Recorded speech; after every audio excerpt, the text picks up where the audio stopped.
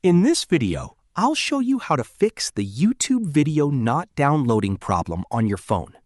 First, make sure your phone is connected to a stable Wi-Fi or mobile data network. Next, open the YouTube app. Tap your profile picture in the bottom right or top right corner, depending on your app version. Now tap the settings icon.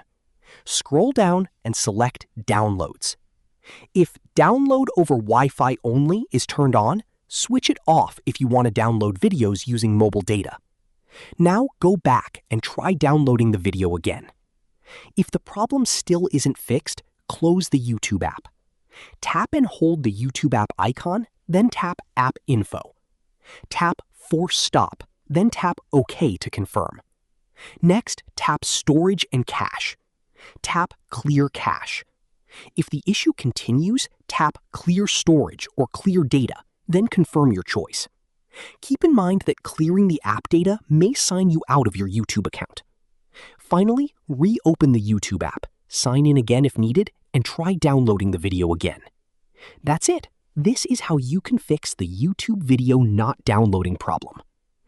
If you found this video helpful, don't forget to like the video, subscribe to our channel, and press the bell icon for more tutorials.